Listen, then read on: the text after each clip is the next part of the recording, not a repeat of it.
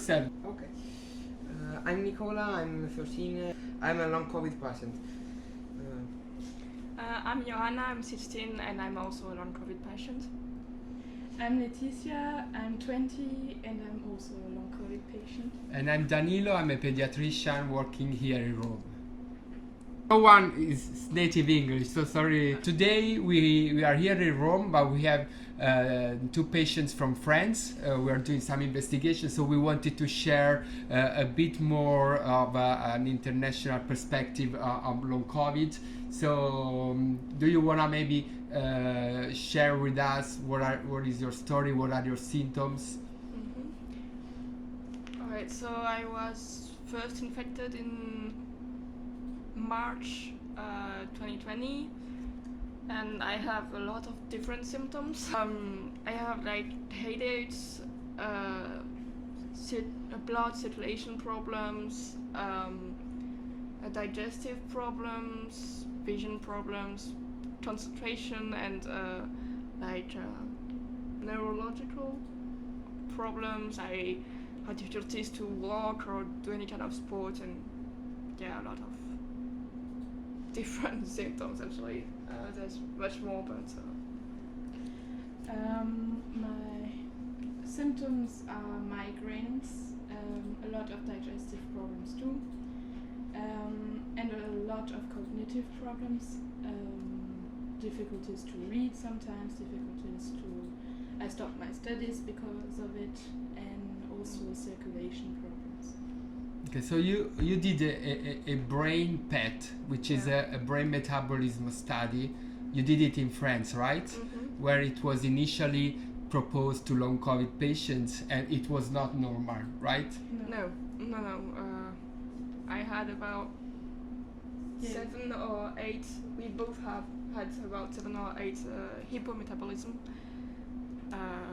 Everywhere on the brain. So yeah, I mean, Okay, all yes, different places. this is an important information because these symptoms may seem vague and may be interpreted by someone as signs of anxiety or whatever. Does anyone has told you these symptoms were not real or never happened? Way too many. The problem is like in France, long COVID for a lot, like majority of doctors and people doesn't exist. It's just a mental illness actually. So we've had that kind of answers a lot of times from doctors and also from friends that we had some friends that didn't really believe in COVID-19 at the start, and I was told by a very religious woman that I had to go on how is it named on a special place to pray and get healed by God. That I would be better. This is something new. I've heard very many stories, but this is something new. Yeah, but thanks for sharing. Nicola, do you have any question? What was your daily routine before the infection and before lockdown, and how it's changed with the long COVID? My daily routine, I woke up early, which is not the case right now. I like to go on walks with my dog or to take my bike and go in the mountains. And then I was studying. I did psychology and acting school. In the university, so you were doing the university? Yes, but I needed to stop everything with COVID because I couldn't. I was very active. I did some sports. I did horse riding. I took care of my animals. I was a Boy Scout too. I played violin. I did a lot of things, and right now my routine today is I wake up, I eat, I try to do some very little activities like reading a little bit, hearing music, and then I need to go to sleep because it was too much. Then I eat again, and so it's changed a lot. We can say that you can work, you can study, you can do nothing. No. What about you? Well, me, I also used to grow. I was in high school when I first got COVID. Well, I woke up at 6 a.m., 7 a.m. or something like that to go to school. I also did horse riding, got on trekking a lot with my families on holidays. Yeah, a lot of activities actually. I was active in my life, and now I wake up at noon actually for the lunch. Then I stay up a little, like I try to read or I play games, and then I go back to sleep. And I wake up, I eat again, play a little with my family if I can, and then go back to sleep. So yeah, it's changed quite a lot. A huge change. Yeah. So what we are trying to do now is, in this moment we are recording the 24-hour electrocardiogram. Mm-hmm. We study a parameter which is a heart rate variability, which can tell us if we have some imbalance in sympathetic and parasympathetic activity, which can explain some symptoms, and hopefully we can find some medications. But also we did the lung perfusions analysis, since there is some hypothesis of a chronic vasculitis that may explain at least some of these symptoms. And we have some cohort of patients where we found that, we published these studies, and we also tried some treatments with some good news. So that is why they are here now for France to do some investigations. Of course, we are still at the beginning of this journey, so we can't promise anything, but it's important to investigate and don't say these symptoms are only because of depression, of anxiety, because these guys and girls are guilty to look not healed, compared to traditional diseases. So that's also why we are here and want to talk about. Okay, we have already talked about how it's perceived from others, but specifically how this disease is perceived from your relatives, from your friends, from your teachers. Well, I think we both have a really okay in this case, because we've got some really poor parents. Well, it was actually my mother who spent our mother who spent nights doing research on the internet to see what was wrong with both of us, and she was the one who ended up by suggesting to our doctor that we may have long COVID. And they are really supportive and trying to help us as much as they can. And we know that it's also really hard for them, but we're so thankful, really, to help them. Yes, you're lucky, I guess, because sometimes it's not easy even from a parent perspective to recognize the issue. Yeah, and we are working also in the way that, they're really trying all the time to help us. They were the one who helped us doing pacing at first, and really worrying about us to make sure that we get better. And they were the ones to find your name and to Yeah. ask you. And what about, do you have any support from school? For example, have a kind of in Italy, in Rome at least, I many times discussed with schools to try to organize a personalized routine to try not to miss the year and to have a specific support. Did you have this kind of collaboration? From me, for the acting school, actually, they were really nice and told me I could get all the help I want. I could take my service dog with me. I could also not be here for one day, but at the end it was too much, so I just said that for the moment I take a pause and I stopped the studies. But yeah, from this school, what was hard was I made a lot of friends, and they were in Paris, and I live far from Paris. This means all contact stopped at this point because I was sick and they were living their lives, and so this was really hard. So I understand you were lucky to have a supportive environment, even at school, not only at home. Even friends trying, but then at this age, if friends continue, guys of your age continue their life, so it's not easy to stay behind them. Maybe it can be. And do you think, therefore, that may be useful for you to meet other guys of your similar age, having a similar experiencing, even to support each other?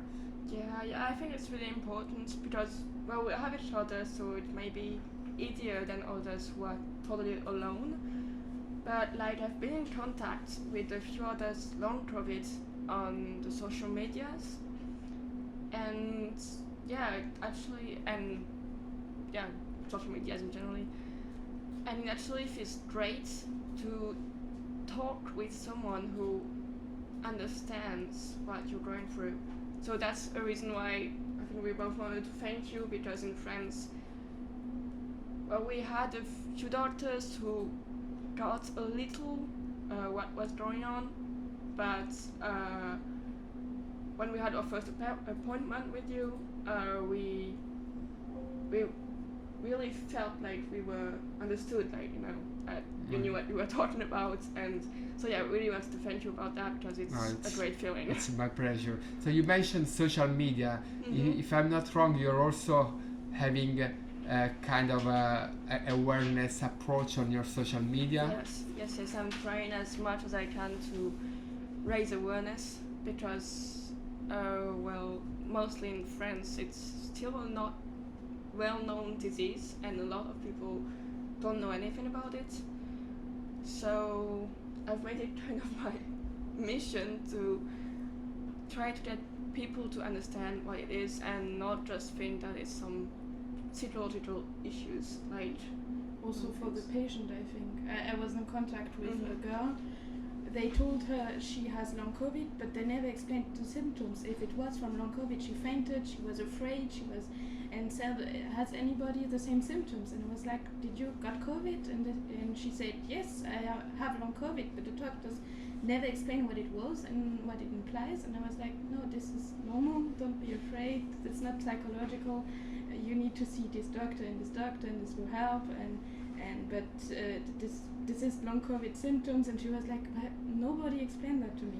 And I think it's also great that we can talk to each other and say, also just for equipment, knowing the zero gravity chair that can help us, and just giving tips and contacting, and I think it helps a lot. That gives a concrete support, but even, as you said, to doctors. But I hope these voices arrive to policymakers and founding agencies, because only if this is recognized as a problem, someone will found the research we need to better understand. Because now in adults, research is growing a lot, and I think we have so much evidence. Maybe in the next time we can talk about the new evidence behind long COVID, and I hope this is gonna happen in children as well.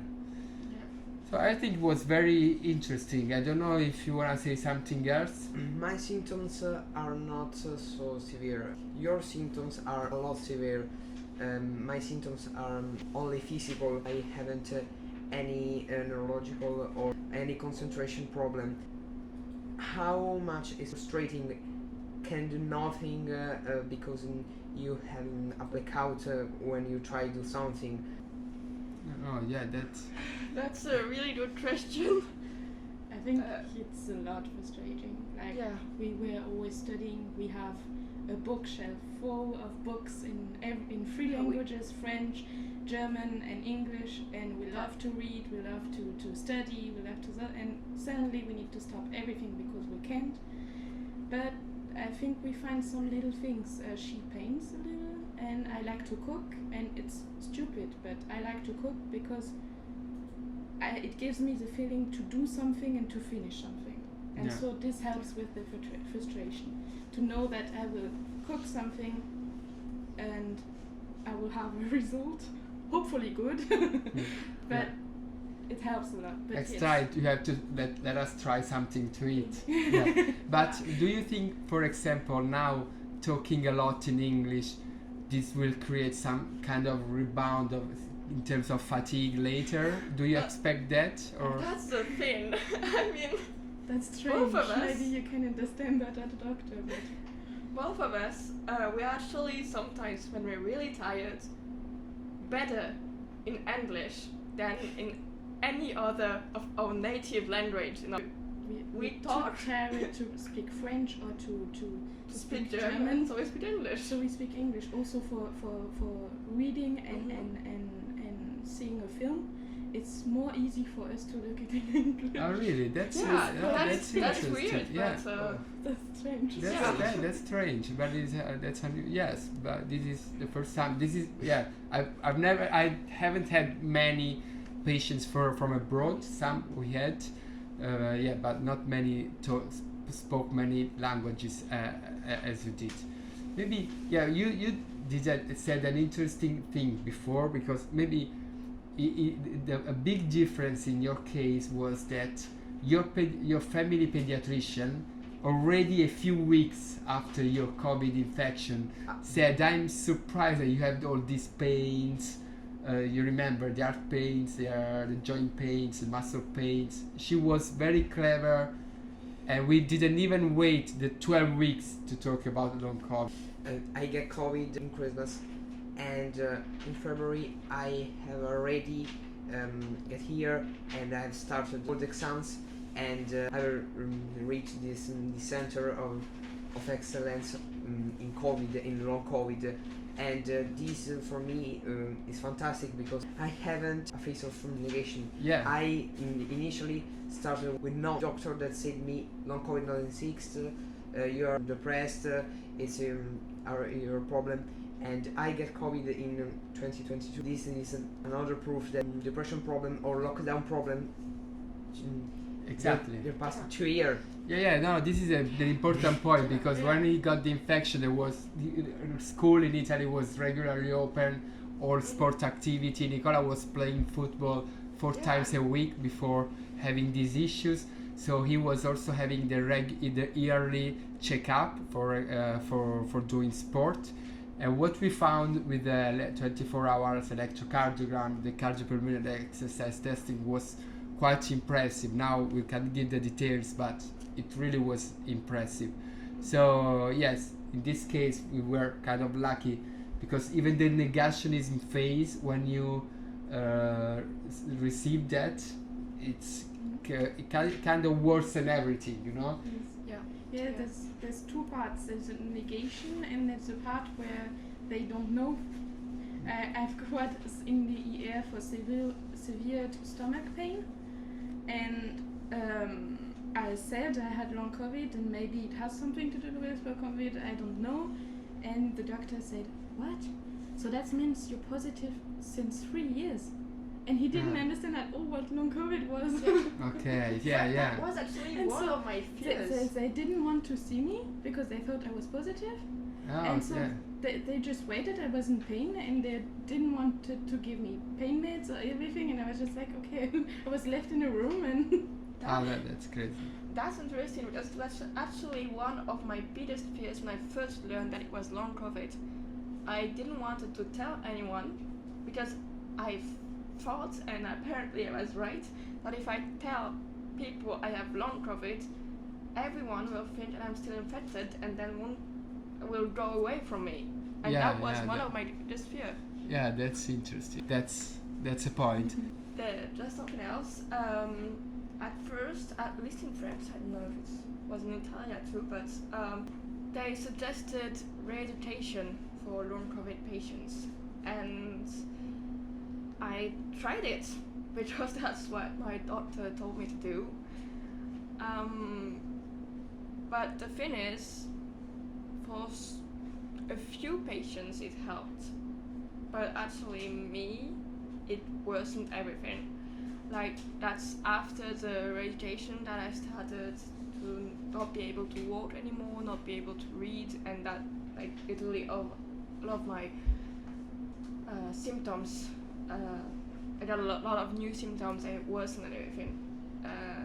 So Yeah, this is the post-exertional malaise, yeah, basically. And that's there the is, thing. yeah, no, there is a big point, because in UK there is a trial testing physical rehabilitation and some kind of sport for long COVID patients, which is hugely criticized from patients associations because of this fear about worsening a lot of symptoms. Yeah. It's been I think there's really in every sickness like 3 different parts.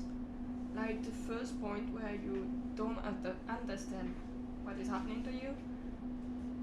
The second where you finally understand but you don't accept. And the third one where I'm currently in is that you see that you actually have no other choice but to live with it. Oh, that's a great point. But I wrote in some papers. Yeah, and I learned a lot from this new experience for me, because this is also, of course, a new experience for me, because I work in infectious diseases, but this is kind of a new disease. I know there is some similarities with chronic fatigue syndrome, which are now understanding better, also thanks to long COVID. But I learned so much from patients, from you guys also, and this is also very helpful for us all, I guess. So even for me as a doctor, and that hope for other doctors to see this kind of discussions, I think it will be very teaching experience for all. We actually had a question. When did you first heard of long COVID, and why did you decide to study it? Okay, so here we are a very big university hospital, which is caring also for adults. So this is one of the major Italian hospitals for adult care in general, and has been one of the most important hospitals for COVID in Italy, particularly during the first waves of the pandemic. So my adult colleagues are those that they were the first to describe long COVID in adults. And this is a very basic principle for me. And usually, if there is a condition in adults, it can be more rare in children, but there is no disease that exists only in adults and no in children. So no disease that exists in a 20-year-old girl, but not in a 17-year-old girl. So I initially was curious, and this is how I recalled all our pediatric patients, because the experience adults is severe in children, but in adults is something really devastating. It's really devastating. I saw with my eyes, with my colleagues in adults. So I talked with them, and then I started seeing some of my children saying that they were feeling fatigue, just pain, and that is how I said, okay, the psychological. During university, I learned that the psychological condition is a rule-out diagnosis. So first you have to rule out everything. So I saw that our adult colleagues were doing the cardiopulmonary exercise testing, the Holter ECG, the lung perfusion studies, and whatever, and I simply translated what our colleagues are doing adults to our patients. And with children it's more difficult because we have some radiation issues, or for the younger children it's more complicated. But on the other hand, it's easier because children has less comorbidities compared to adults, and that's how all the journey started. Yeah. Okay, that's cool. I really like it. Amazing. Yeah, you need to come back more frequently. Yeah.